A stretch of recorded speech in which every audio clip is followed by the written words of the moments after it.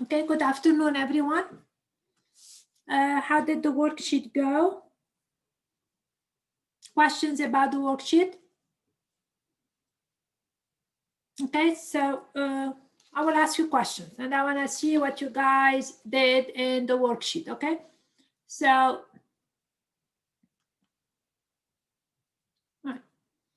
I would like answer to all the questions.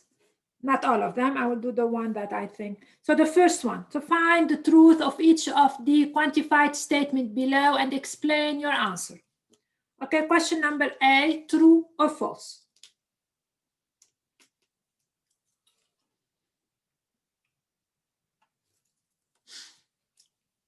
What did you guys got?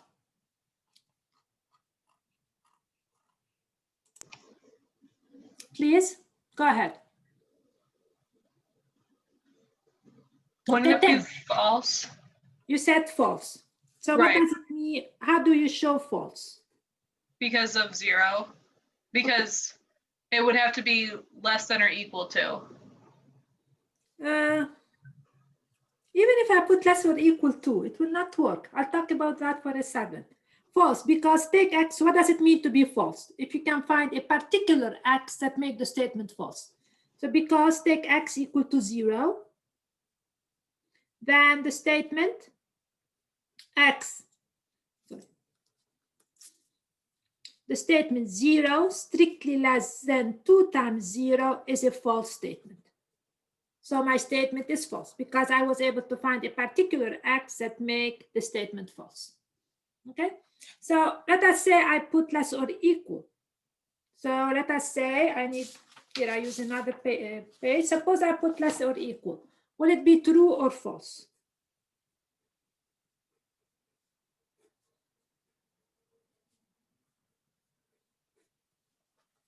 True or false?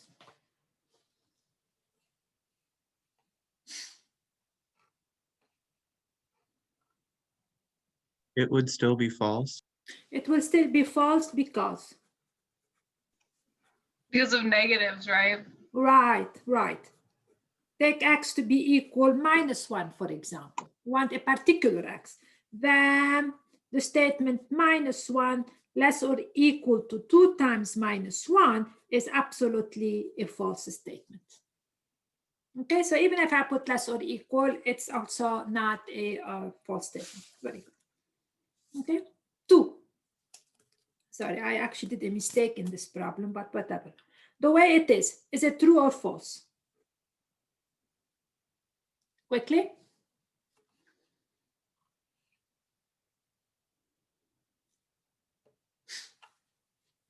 Please, I want you to do those worksheets when I assign them because, I mean, you have to learn this material.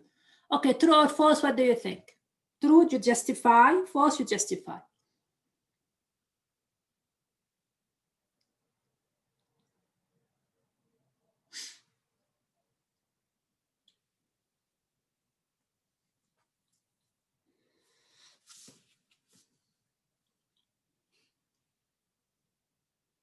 It is also false. It's also false because If you take n equal to 3, it'll mean that the statement's going to say that 1 over 10 is greater than or equal to 1 over 2, yeah. which is absolutely a false statement. Okay, so this is also a false statement. Now let me change it a little bit. So suppose now I put for all n in n, 1 over n squared plus 1 is less or equal to a half. Yes. Is this true or false? Again, true, justify, false, justify.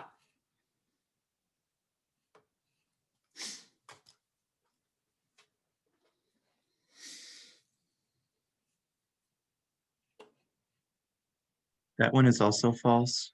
It's false because n can be 0 since 0 is a natural number and 1 is not less than or equal to 1/2. Okay, absolutely correct. How can I keep changing it? Suppose I restrict myself to the Z plus. It means 1, 2, 3, 4. Will the statement be true or false? So Z plus, let us remember, I think I defined it. It's 1, 2, 3, and so on. It means all integers, positive integers without the zero in it. Will this be true or false?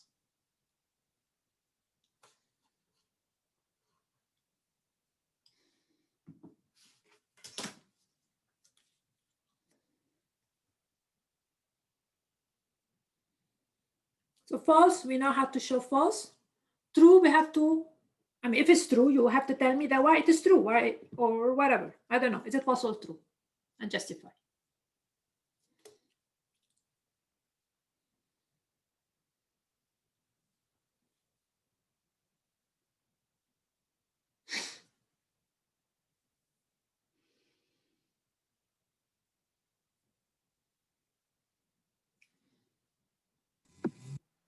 It seems like it would work if n was equal to 1, but since this is for all, it would still be false, correct? If you false, there is no question. If you false, you have to give me something that make it false. That's how it is false. So that's for all n. To be false, if there exists in n such that this is not true. So if you tell me false, you have to give me the n which will make this a false statement. That's how it works. There's nothing in between. And true, you justify it for all n. Nothing in between.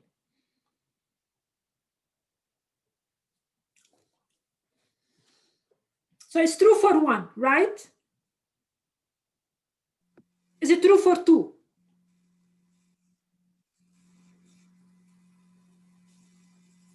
Is it true for 2?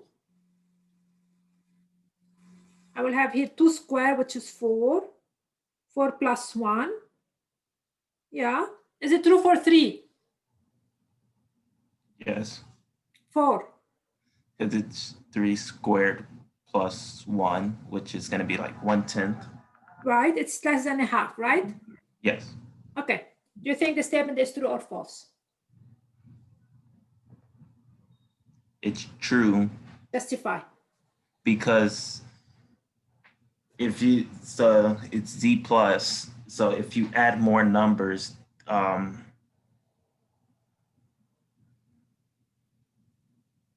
if you add more numbers, it'll like keeps decreasing and being, well, it's hard to explain. But We have to.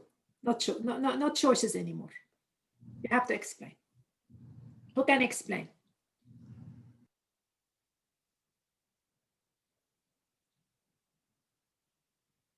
Okay, so let me guide you a little bit. N squared is bigger than 1. Okay, so when n is in Z, plus n squared is bigger than 1. Am I right? So, because this is bigger than 1, when you add 1 to it, it's definitely going to be bigger than 2. So the denominator is always larger than 2. It's true because n is larger than 1. So you're adding 1 to something larger than 1. It means the denominator has to be bigger than 2. So it means that when I flip them, property of the inequality and everything is positive, it's going to be less or equal to 2. So I didn't take a particular n. I put an arbitrarily n, any n, and try to convince you that for any n, this statement has to be true. So no matter what n is, so the statement 1 over n squared plus 1 is less than 1/2 is true, regardless what value of n I put. So that's the small justification that I'm really expecting from you. Okay, so because n is larger than 1, n squared is larger than 1, denominator larger than 2, 1 over it is less than 1/2. That's the end of that. Okay? All right. C. Please, I want you to do the worksheet when I give you that before coming to class. That will make the process faster and more interesting. Okay, C, what do you think? True or false? So here I have existence. True, it means you have to give me an X to satisfy this equation. False, you have to convince me that no X satisfy this equation. So what do you think?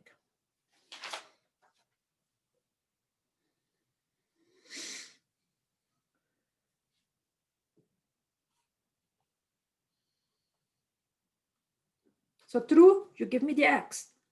False, you convince me somehow, logically, that nothing satisfies it.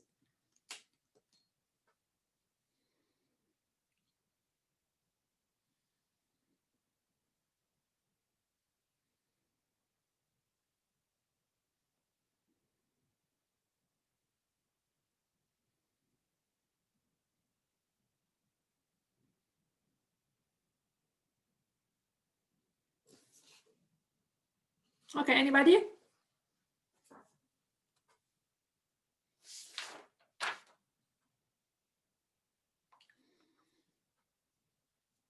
Any answers?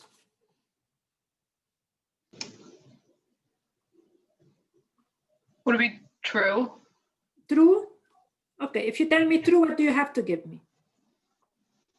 You have to get one of the values, right? Yes, exactly. When you tell me true, you have to give me a value. Right. So one of the values would be negative. Or wait, no. Anybody else? It'd be -1 or -4 and 1. I'm sorry, I haven't I haven't looked at that stuff in a while. Okay, you're fine. But we have to hurry up a little bit. Keep going.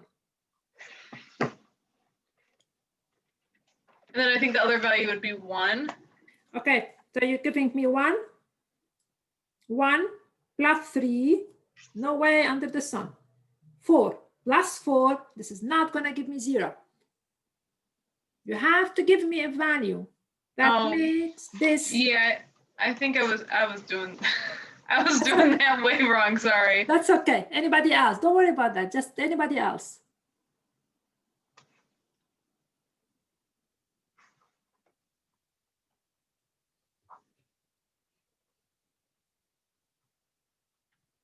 Anybody else? Very clear. True, you have to give me the X. No, X equal -4. Okay, then it's gonna give me -4. I'm following you guys. So -4 will give me 16. -4 -12 plus 4. That's not a 0. That's not a 0.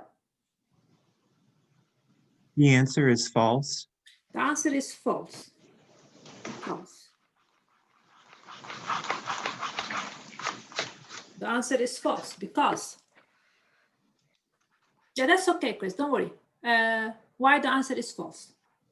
Because if you use the quadratic formula to solve the equation, Yes. you get -1.5 plus or minus some value, including I, and I is not a part of the real Absolutely numbers. correct. It's false because if we solve, suppose, let us solve this equation.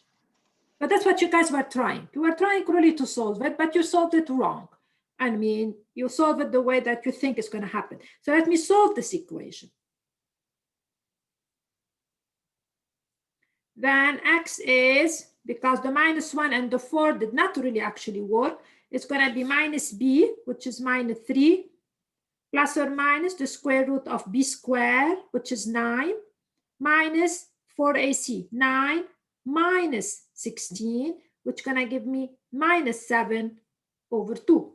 So if we solve, so the only solution, the only x's that make this expression 0 are actually complex number. So the equation x squared plus 3x plus 4 equal to 0 has no real solution. What does this mean to you? It means that given any x in R, no matter what x is, the equation 3x is different from 0.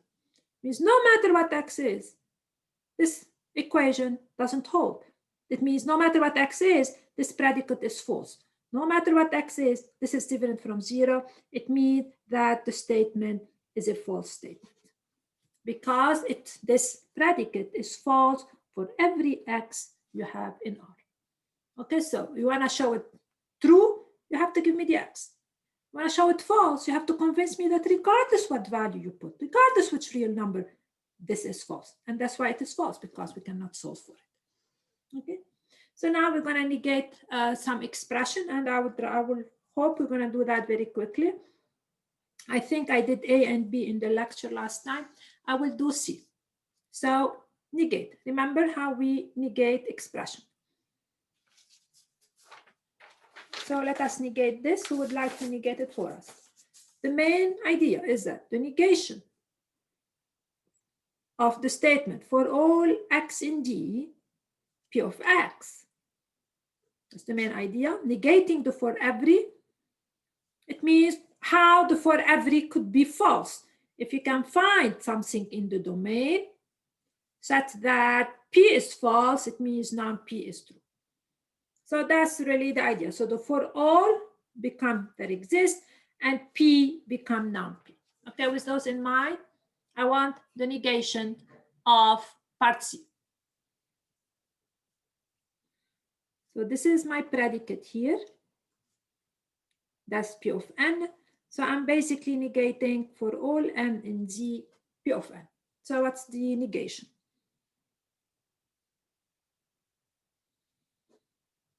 And P of n is actually interesting. P of n is an if statement. Okay, what is the negation?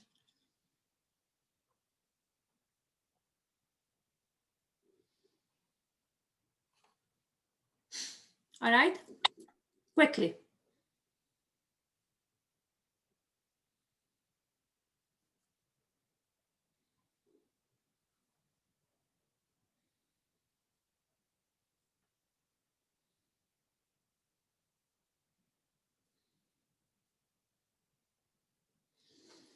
Okay, there exists n in Z.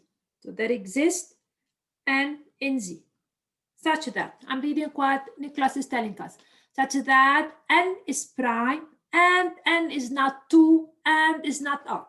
So what's the negation of, absolutely correct. What's the negation of that? That's an if then statement. So the way we negate the if then statement, if for x that n in Z such that this is true, n is prime, and non this. What's the negation of that? It means n different from 2 and n is even. And so we do it step by step. Okay, absolutely. All right, so there exists in n such that non this. This is an if then statement. We absolutely negate it like an if then statement. It means n is prime and not this. It means n different from 2 and n different from R. So the negation of the if statement is not an if statement, it's an and statement. Okay. Right. And the and has this or should turn into and by De Morgan's law. So we're using every possible law we have. All right. So let's look at some more, and then we have to move on to nested quantifiers. All right. Okay, so here the problem is, again, the same ideas, but instead of being mathematical statement, it's just a bunch of English statement that we need to negate. And for the first one, at least, I'm asking you to like, what's the domain? We write it in a quantified form and then negate. So to get us, you know, to make it easy for us. So part A, what's the domain? What's your predicate? Write as in terms of your predicate and your domain, and then negate. All right, so what's the domain in this problem? What are we talking about? That's what the domain is. Quickly. Some bananas are yellow. What's the negation of that?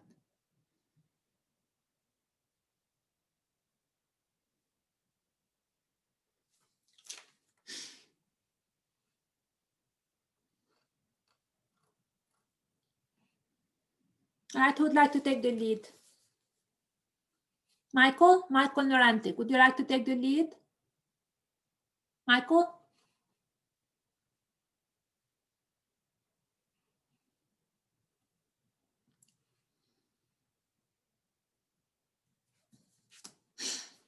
Okay. Anybody else? Patrick, would you like to take the lead? Sorry, I was away from my computer. What? Oh, okay. Don't be away. All right.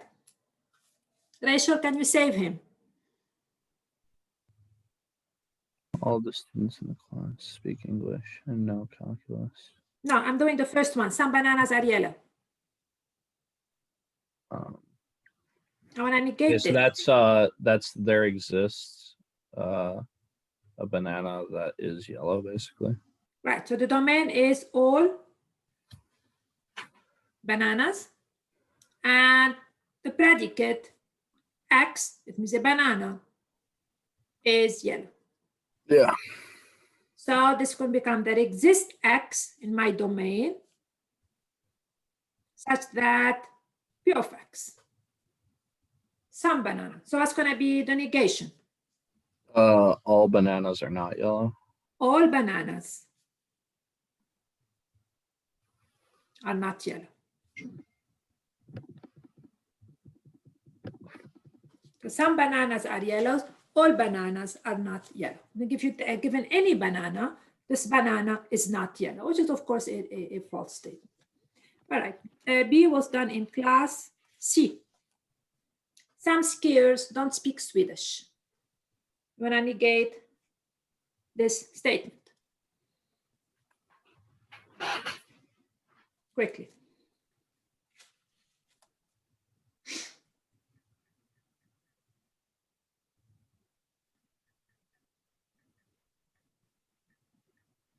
I would indicate some skiers do not speak Swedish.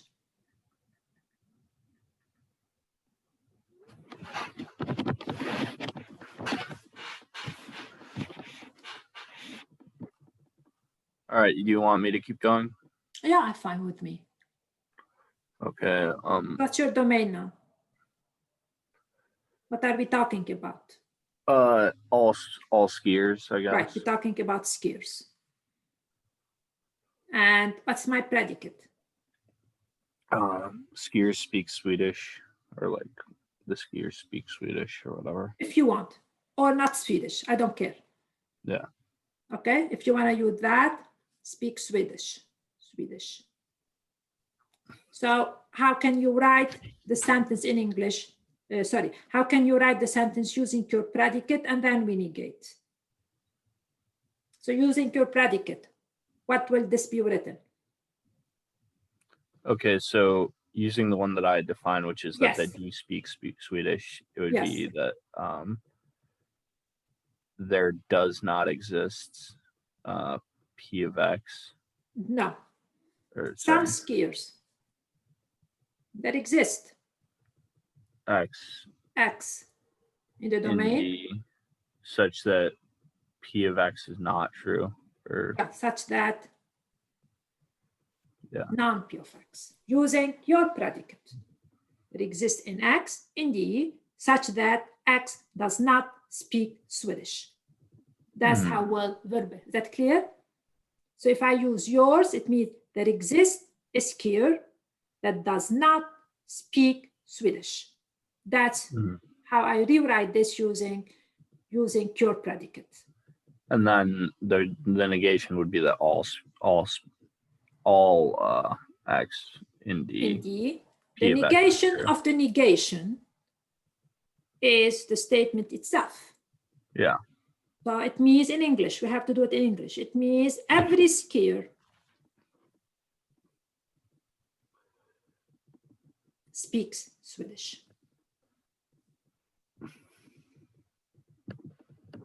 so some don't speak, everyone speaks. Everyone speaks. That's how we negate. Okay. Now D, and then I may leave the rest for you because for next time. No tests are easy. Usually this is the part that students are having difficulties with. So what does it mean, no tests are easy? No tests are easy means that all tests are not easy. Absolutely correct. It means all tests are not easy. That's what it means. So the negation would be there exists some test that is easy. Absolutely. There exists a test that is easy. Because what I'm negating is all tests are not.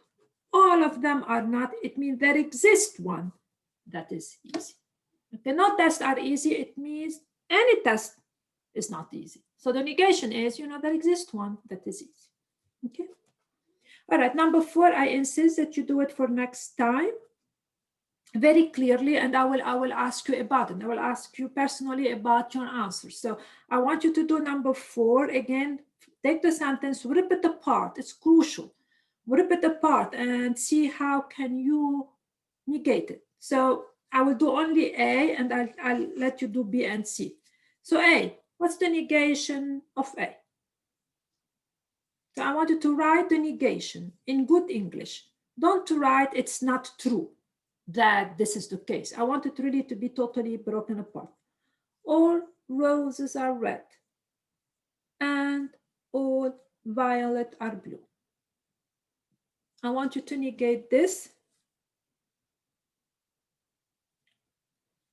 I'll give you 2 minutes, and then I want the negation. Be very careful with every quantifier there is. Every quantifier, every symbol there is. This time I'm really doing them, helping you out. Every quantifier, everything here. All right.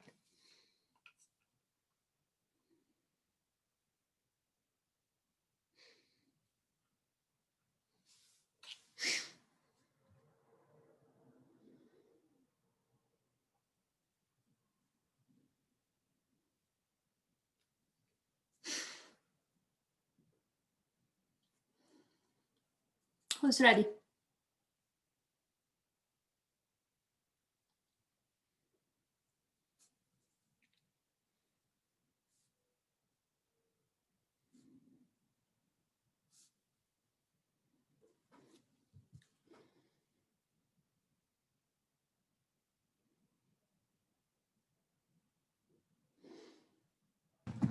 Okay, who's ready? Anybody ready? Wouldn't there be 2 domains in this case? There will be 2 domains, of course. And for like, well, there'd be like P of X, and like treat one as P of X and Q of X. There will be, absolutely. And the X is different. In one case, the X represent the rows. The other one, so use Y so you don't get confused. The other one represent the violet. So we have really very 2 different domain here, but it's okay, it's not hard.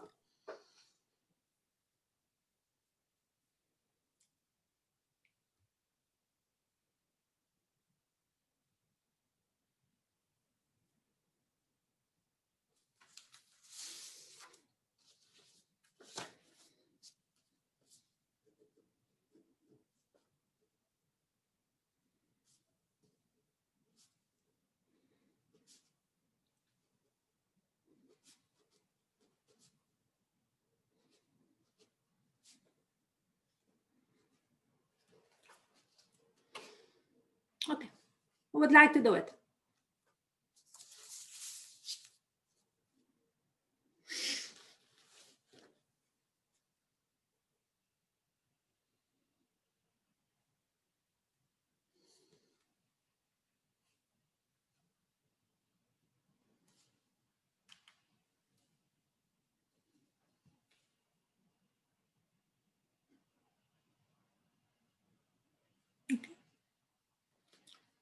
Who feel comfortable telling me how it works?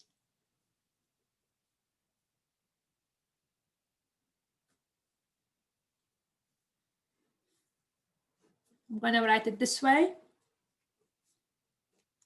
That way. So as Chris was saying, we actually really have two domains. We have really two situations. So what's going to be, I'm going to rewrite it using those domains, and then I'm going to negate it. So I'm not going to negate it first. All roses are red.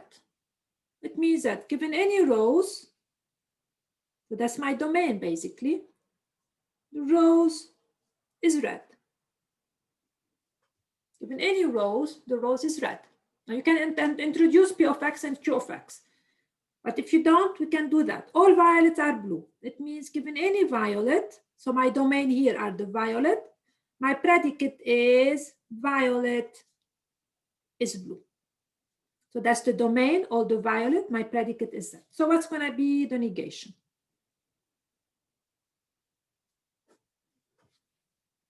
So I have this and that. What's going to be the negation? Patrick, can you talk?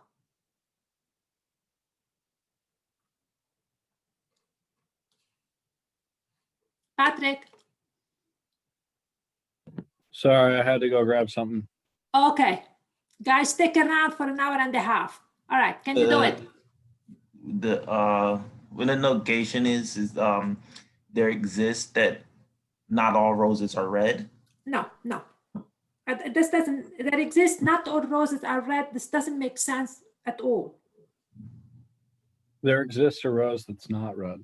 Right, there exists a rose. There exists a rose that's not red. That's that the rose is not red. And then I rewrite it again in more proper English. There exists a rose. There exists a rose such that this rose is not red. For every rose that exists, red, not red. That's how we're going to write it. Otherwise, it will be jumble mumble in your head. Then, what do you want me to write?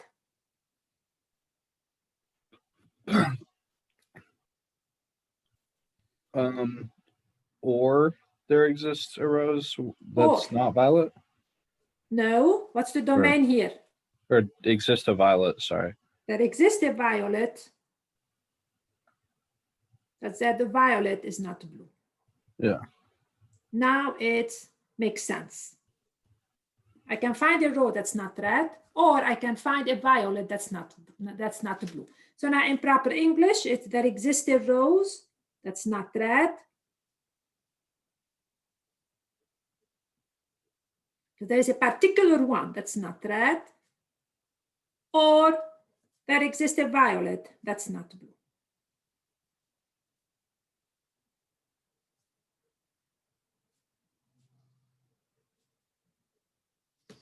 Okay. That's how we negate properly, because when we negate mathematical statement, which what we're going to be doing, unless we negate them correctly, we don't understand basically what we are talking about and what we have to prove. So negating them, we do it very, very closely. There exists a row that's not red. It's not true that there exists a row that's not red. Doesn't really make sense. We have to be very specific what we mean. I can find a row that's not red, or I can find a violet that's not a blue. And now the statement is well understood. Okay. So the last two, you finish them for next time, and we ask questions about them. Today, we're going to go back to the nested quantifiers that I started last time, and we're going to work with them more. So nested quantifiers, it means when you have a predicate that contains two variables, x and y, and then we have to, what does it mean to be true and to be false? So let me recall the last thing we did last time, and then I will work with this idea. So nested quantifiers, which is 7.1 and 7.3 in the notes you have. So definition, suppose you have P of X, Y to be a predicate. So predicate, it means a sentence that contains the two variables X and Y, like X less than Y, as simple as that. Now, since we have two variables, we have two domains. Suppose I call X the domain of the variable X, and Y the domain, I don't know why it's not very clear. No, it's better. And Y the domain of the variable Y. Now we're going to create a new sentence called for all y that exist in X such that P of X. What does it mean for this to be true? Okay, this statement be true is, we read it. If no matter what y is, no matter what y is, this is true. That's how you read it. What does it mean? It means for every value of y, this is true. It means for every y, we can associate x in x such that P of xy is true. So you give me a y, I can find an x that make the statement true. That's what it means for this to be true. What does it mean to be false? The statement is false if we can find a y, a particular y. So I put y not to emphasize the idea that there exists a particular y. That's how it could be false, that make this statement false. Means I can find a particular y such that P of x for this particular y, so y0, is false regardless what x is. It means if you can find a particular y that makes this statement false. How can this statement be false? The statement is false if for every x, this is false. Okay, so we try to read it very, very logically. True, if for every y, I can find an x that make this true. False, if I can find a y such that no matter what x is, this is false. So this is the definition of that. So let us take examples. And the examples are not hard, but try to really explain the idea. So for each of the statement below, decide if the statement is true or false, and always we're going to justify the answers. So suppose I say, I forgot if I gave this last time or not, given any y in R, I can find an x in R such that y is less than x. First, we're going to read it. Read it in English. It means for every y, if you give me any y, I can give you an x, such that y is less than x. Always read it. For every y, I can find an x, such that y less than x. Now, is this statement true or false? True, we justify. False, we justify. So, question to you. Do you think it's true? If I give you any y, can you always find an x? So that y is less than x. True or false? Please, quickly.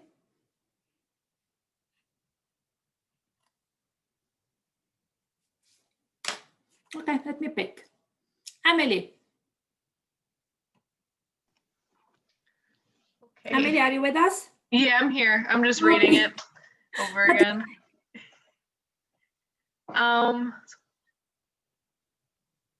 Now think about Okay. it. So for all y in R, there exists an x in R such that x is less than y. Or y is less than x, sorry. Yes. Um, Start thinking in your mind. If I give you y is 1, can you give me an x? Let's play a game. right. Play a game.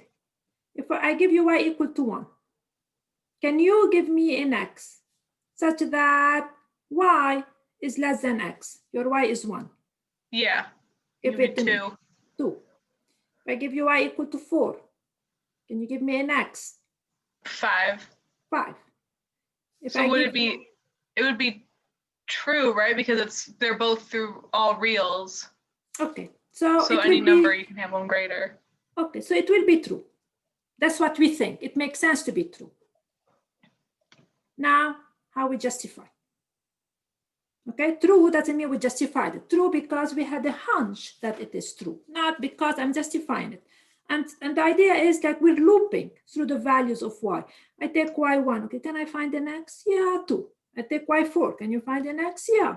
If I take y to be pi, our favorite number, can you find an x such that is less than x? because y is in R, so I can give you anything. You could just say 2 pi. You can say 2 pi. You can say y plus 1. True. True? So how are we going to justify? How do we show that the statement is true? You pick any y in R. Say let y in R, because if you tell me true, it means for any y you can find an x. So I'm going to pick a y, and you have to give me an x. And this x changes with y, we know that. So what is a nice y, x in terms of y? So I want you to give me an x that satisfies this condition. And definitely Nick is giving me an answer. So let y be an arbitrarily y. Now we watch the pattern here. So I can take y, for example, to be, so I give you the x, you have to give me an x. So I take x to be y plus 1.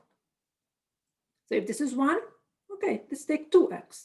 This is 3, take x4. That's really what I'm telling you. So for every y, there exists an x. So that y take x to be y plus 1. Then we know that y is less than y plus 1. So y is less than x is a true statement. Okay, so how do we justify? I pick a y, you have to give me your x. Now, you cannot give me y1 take x2, y4 take x equal to 5. It doesn't really work because, then there are infinitely many values. So you have to give me an idea what's really going on for x. Just take x to be y plus 1. No matter what y is, pick it 1 plus 1, then definitely y is less than x is a true statement because y is less than y plus 1. Right? So I'm not going to give you another expression. And again, nothing is hard for now. For all y in R, you can find an x, a real number x, such that x squared less than y. I want you to read it. I want you to read it and then interact with it. Is it true or false? So no matter what y is, so you throw any y at me, I should be able to find an x. That x squared is less than y. True, you have to proceed as before.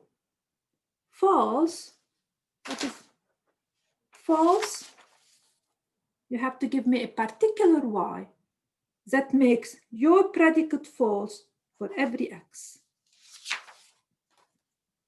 Okay, what do you think?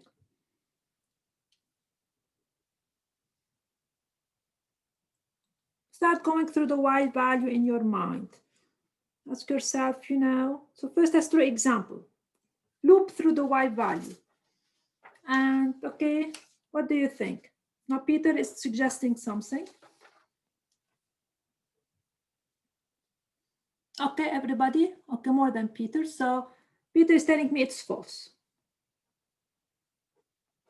Okay. If he want to tell me it's false, he has to provide me with a particular value of y that make my predicate false regardless what x is. If you tell me false, you have to give me the y such that no value of x will make your predicate true. So he's suggesting false. Take y equal to 0. If I take y equal to 0, then 0 strictly x squared strictly less than 0. So then take what then? For all values, no matter what x is, the statement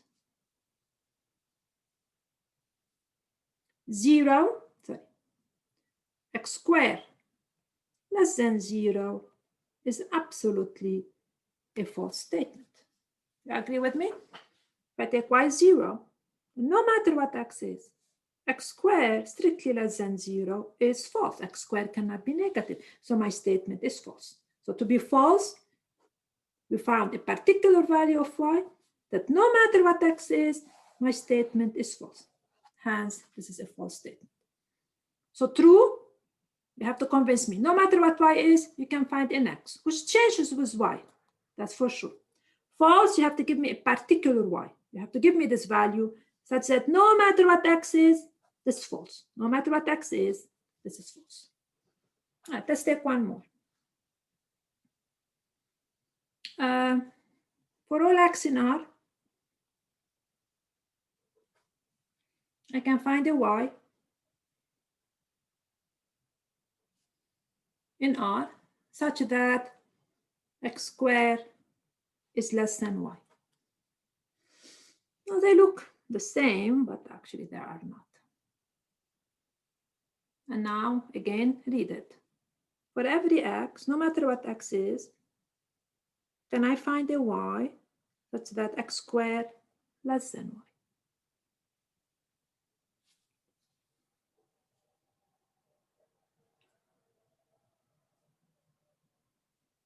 So for every x, I can find a y in English. I usually think about it such that x squared is less than y. Okay.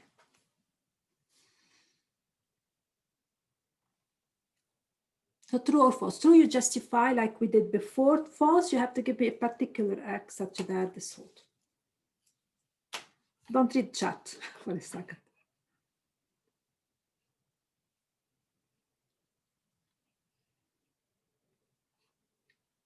Okay, now if you like to, at the beginning, you start really giving yourself values of x. Say, okay, let me take x. You have to give it positive and negative. You have to give it everything. So let me take x to be -1, for example. Okay, and you ask yourself, okay, if I take x -1, can I find a y such that x squared, which is -1 squared, is less than y? That's really what I'm doing. So I'm actually kind of looping around the x value. Suppose x is 0. Can I find a y such that x squared, which is 0, less than y? If I take x equal to 1, that's how you start thinking, oh, let me take x 4. Can I find a y such that x squared is less than y? So start looping through those values and ask yourself, is this always possible? And then you realize whether you can always do it or you cannot do it. So that's really what we're hoping to do. We loop through the x value, and for everyone, ask myself, can I find the y? Can I find the y? Can I find the y? Once we understand what we're looking for, we can generalize the idea. So if x is -1, can I find the y such that 1 is less than y? I mean, yes or no?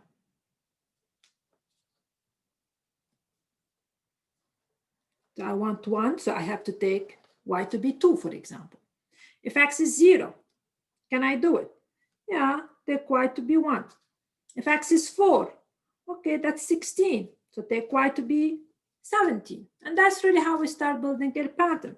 If x is 5, so I want 5 squared to be less than y. Okay, take y to be whatever, 25 plus 1. So once we loop through those values, we start really trying to decide what's going on. So here it's going to be true. And how we show it is true. We say, okay, for every x in R, so let x be anything in R, any number in R. Let's take y to be x squared plus 1. Add a little bit, which is in R, absolutely. So my domain is very well respected because everything is in R. So let's then take it then. Since x squared is less than x squared plus 1, and y is x squared plus 1, the statement x squared less than y is true. Okay. So for every x that exists, it means you pick any x and start, as you looping through the value of x, ask yourself, okay, I take x, this value, can I find y? I change x, can I find another y? So the y changes with x all the time, but you have to prove that for every x, you can find this one.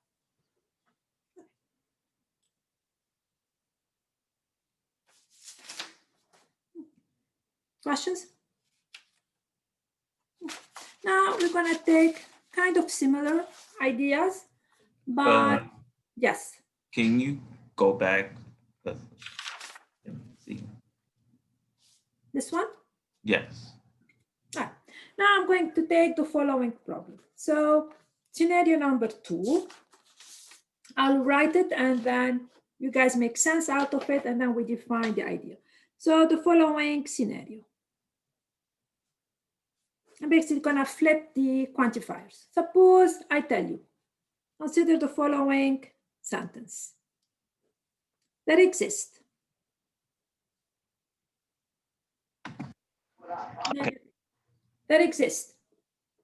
a y in z such that for all x in z, so I'm writing it in English, for all x in z, x plus y is equal to x. Okay, so let's read this and then we're gonna rewrite it using quantifiers and ask ourselves is true or false. So let's read it, very easy.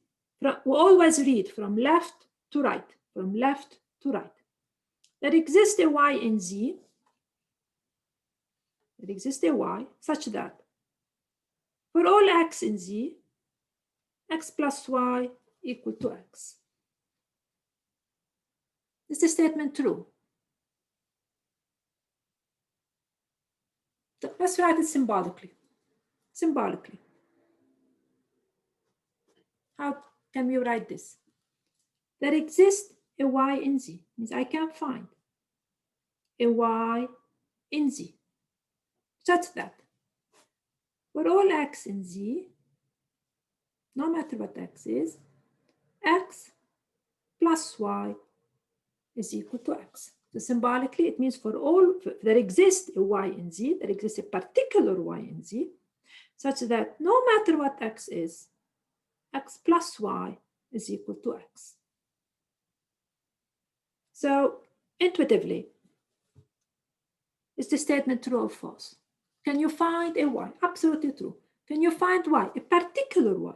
No matter what x is, x plus y equal to x. Yes, intuitively, it means, okay, take y to be 0. Then no matter what x is, if I take x plus 0, you get x. The statement is satisfied. So what does it mean to say there exists y in z such that for all x in z this holds? Means you can find a particular value of y, particular value that would make the statement true for all x in z. So let us define this in a very rigorous way. Let's consider the following statement. There exists y such that for all x, p of xy is true if you can find a particular y, very specific y, such that no matter what x is, p of x for this particular y is true. So a statement like this is true if you can find a y that make this true. You can find a particular value, that's why they are called nested. It means one inside the other. You can find a particular y that make this true. Means you can find a y such that no matter what x is, for this particular y, no matter what x is, p of xy will be true. Now, what does it mean to be false? False, it means there is no way you can find a y that make this one true. Means no matter what y is, the statement is false. Means no matter what y is, you can find an x that make the statement false. So let's write this down. It's false if for every y, no matter which y you pick, you can always find a value of x that makes p of x to be a false statement. Okay, so there is, of course, a very big difference between there exists a y and for all y. So those are very, very different type of quantifiers. So let us practice this one a little bit and then mix and match. So let me give you a bunch of examples and I will ask you to tell me true or false. Ready? Okay. So determine the truth value of each of the statement below. Truth value mean, are your statement true or are they false? So let me start with the first example. Actually, the one I started with. So let's take this example. There exists X in Z such that for all Y in Z, XY equal to Y. Okay, very simple statement. Is this true or false? True, you justify, false, you justify.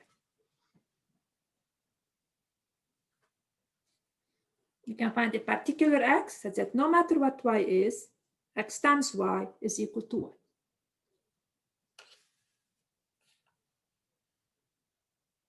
True, you justify, false, you justify.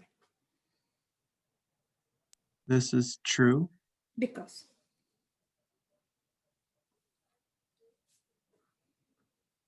what should you give me? You have to give me the X that make this true for all Y. So true, take X equal to 1, particular X. Then, no matter what Y is, no matter what it is, 1 times Y equal to 1. It means the statement XY equal to Y is true for this particular X and of the problem. So there exists, it means you have to give me something very particular, one value that make this is true regardless what your Y is. Okay, example number 2. There exists A, set A, a subset of N. So even though I didn't put belong, but I'm really telling you what my A is. I mean, there exists a subset of N, such that for all subset B in Z, so the minute I'm putting this, it means I'm talking about subset. For all B in Z, A union B is equal to B. True or false? So given any subset of N, we can find, sorry, there exists a subset of N such that for any subset B of Z, okay, A union B equal to B. True or false?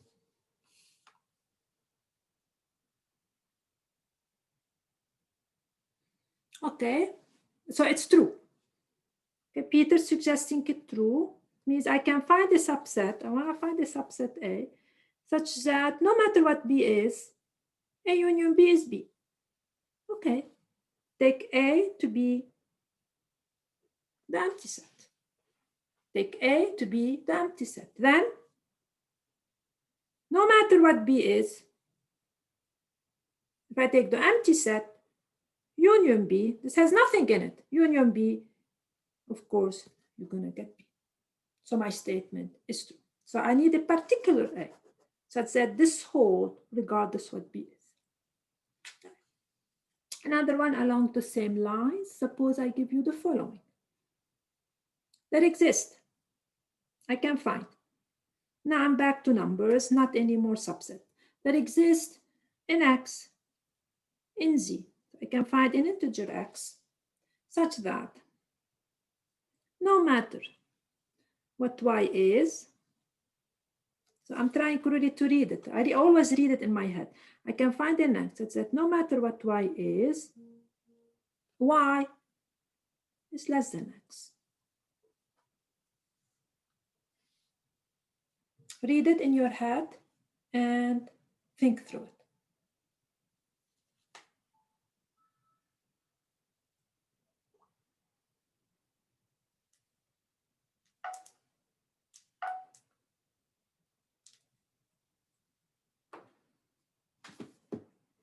False, we justify as usual. True, we justify. Can you find an x? That no matter what y is less than x. So basically, can you find a larger number?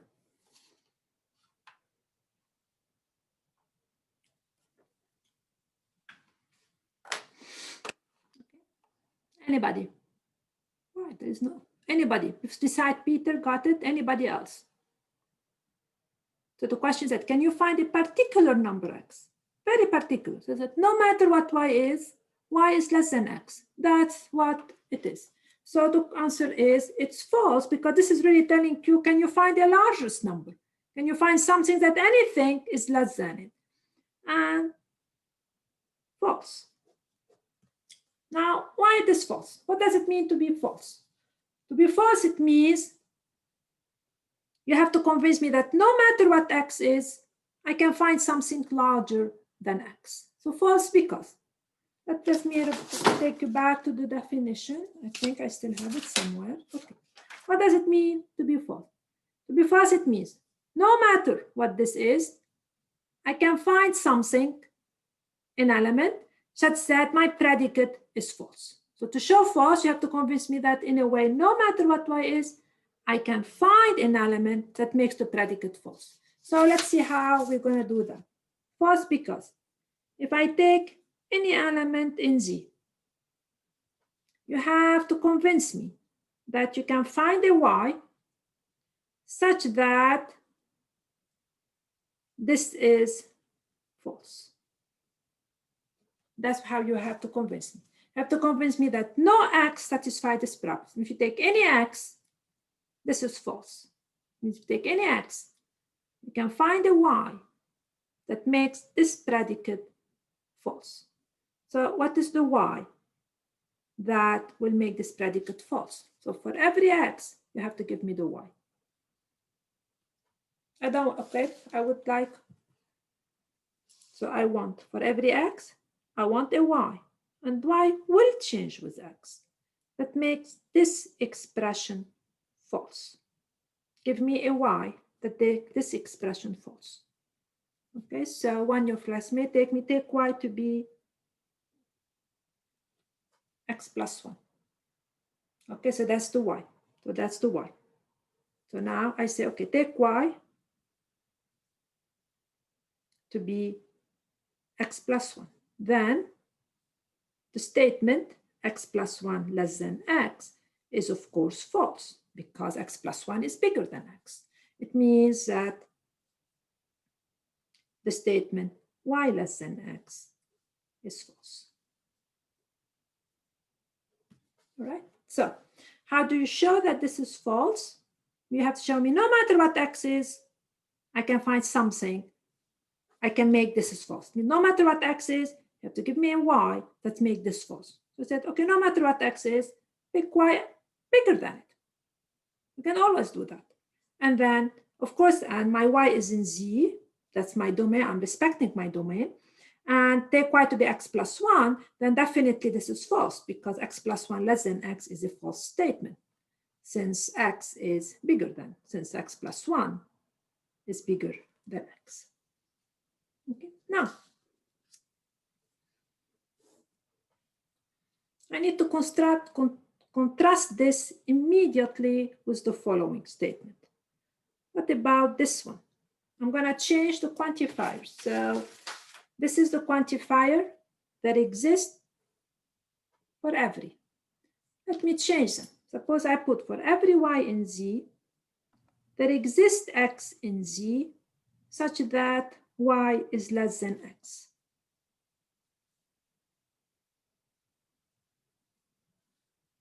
Now, changing the order of the quantifiers, will this change the truth of my statement? So in other words, is this statement up here, down here, true or false? What can you say? What I did is I switched. My predicate is the same, but here I put for every before that exists here. And here I have that exists then for every.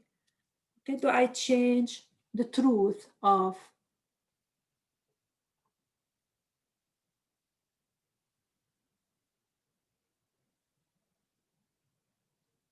So this one is false.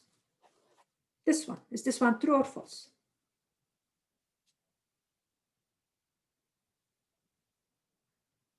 Okay. All right. Anybody beside Peter? Rachel? Rachel, are you with us? Yeah, I'm here. Okay, is this true or false? The last one. Hold on, I'm reading it again. Mm-hmm. So it's for all y in z, there exists an x in z that y is less than x.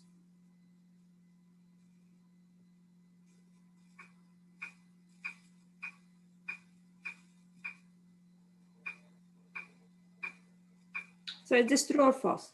This would be the same concept of you would pick one and then guess and try to loop through, correct? Yeah. So what do you think? So if you started with y, you should, I would assume that you would just be able to let x equal y plus 1. Okay, so is it true?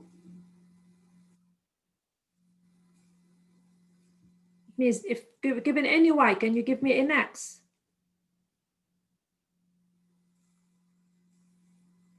What do you think? True or false? I want here. I would say that it's true. Yeah, because you take any y, you can easily find take x to be y plus 1.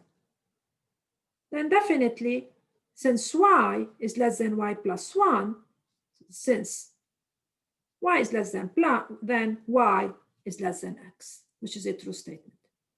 Okay, so what's the difference between this one and that one? This is false, and this is true. And what we did is basically kept the same predicate. We switch the quantifiers. But the question, can we switch quantifiers? I mean, can we basically flip them? And the answer is absolutely no. The order in which the quantifiers shows up is crucial to the value of the statement. Here, there exists an x such that this holds. For this to be true, you have to give me one x that make this true. And that's impossible because there is no x which is larger than every number. So this is false because this requires one x that hold true for here. For every y, it's different scenario. It means for every y, you should be give me an x. The x will change with your choice of y. So changing quantifiers, we cannot actually just change them. So the order in which quantifiers comes is very important. So order of quantifiers is important. Matters. Okay. All right, so I'm gonna give you some mix and match problem now. So you will have a better understanding of those concepts. So let me give you the following problems. I was curious, what topic is this? What? What's the topic called for this? It's called usually nested quantifiers. Even though the book doesn't call it like this, the book actually somehow assumed that you will understand it very quick, but I don't agree with them.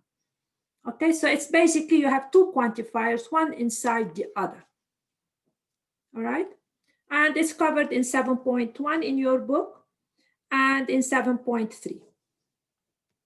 Okay, so let us take now another example.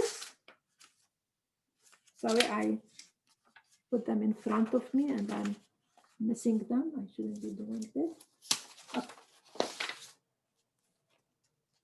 All right. So I'm going to give you a bunch of statements and I'm going to ask you true or false. So let me start with that. For every x in z, for every x, I can find a y in z such that x plus 2y equal to 1.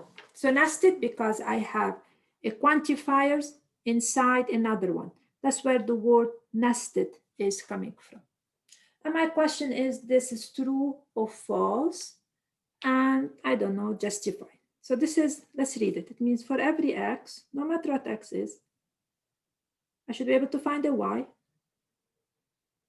that make this statement true. Is it possible? Yes or not? Okay.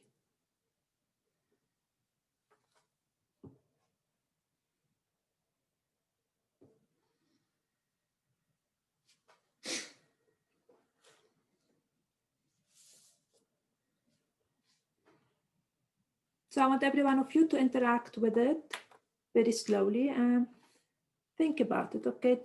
So first you start, okay, let me change x. Okay, let me loop through the value of x. So we're looping. Take several x's, unless you see it immediately. Ask yourself, can I find a y? And then ask yourself, can I generalize it? You know, you have to loop through those. So Okay, somebody said, what? No? to prove it Who said no? false, to prove it false, you would say there exists an x that for all y, it would be false. So you could say, since they're in Z, both x and 2y are greater than 0. Because No, z doesn't have to be greater than 0. It's oh just right, oh it's not Z plus. Sorry, never mind. yeah.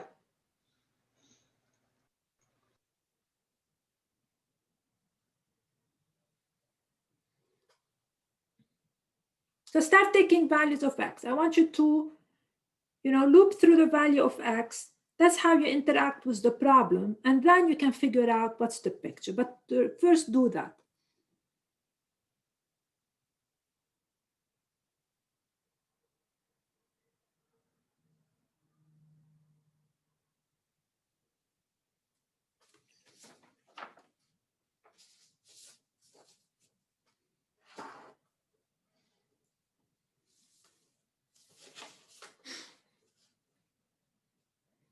So take different axes.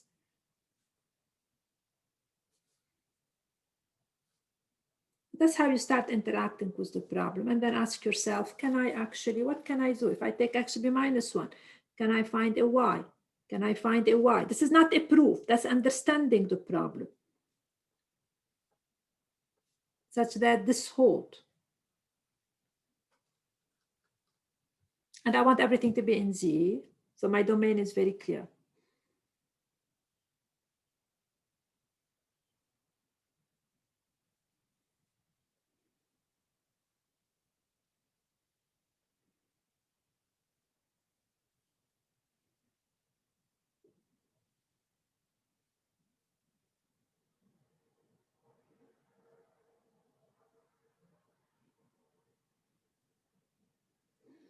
Okay. Okay, let's play the game together. Suppose take x equal minus 1. Can you give me a value of y that make this statement true? How would you do it? So I take x to be equal minus 1. My question is, can you give me a y such that x plus 2y equal to 1? What will be my y?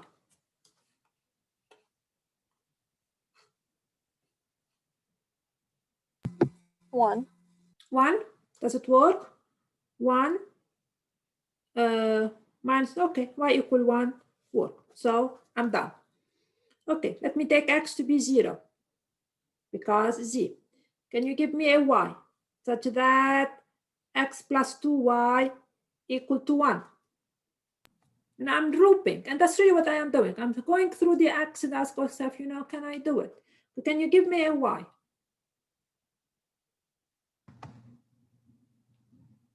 So if I want this x to be 0, I want to find a y such that this is equal to 1. So what should be y? What's the only possibility for y? Going to be just a half. Y has to be a half. But what do we know about the half? It's not in Z. It's not in Z. So if x is equal to 0, can I find a y in Z to satisfy x plus 2y equal to 1? And the answer is absolutely no, because the only value that will satisfy this equation is y equal a half, which is not in Z. So we are looping through the value first to be able to interact with the problem.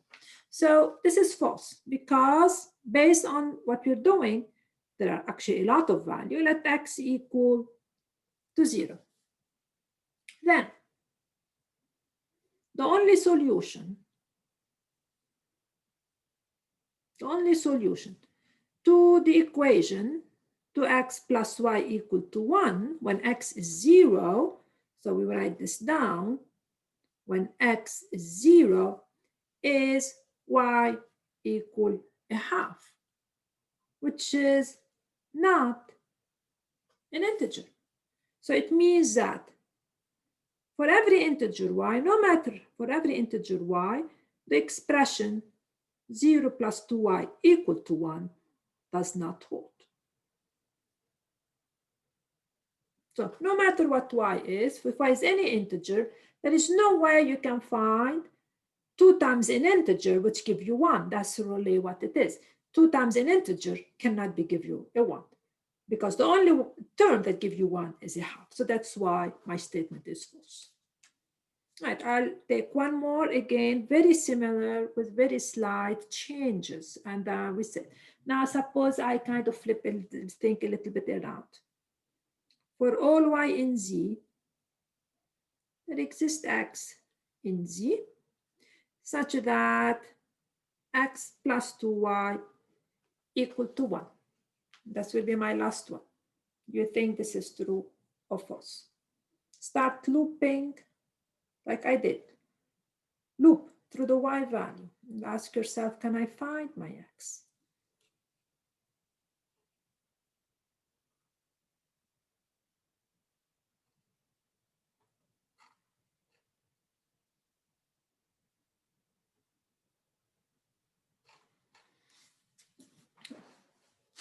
Okay, true or false?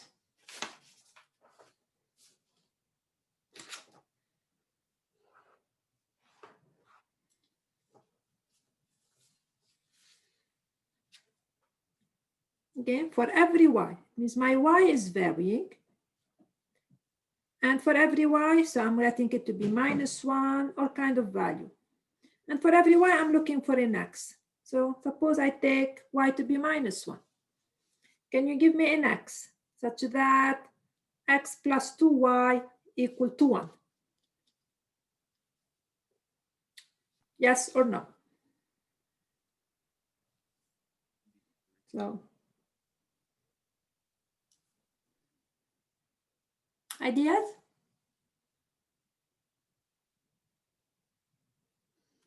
Okay, guys, thumbs up. Who want to give me whatever that is on their mind? X would be equal to 3. X would be, so how do we get it? We just solve for it, right? So x equal to 3. All right, what about if I give you y equal to 2? Can you give me an x?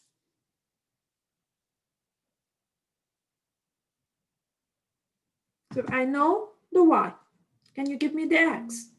Again, I do the same game.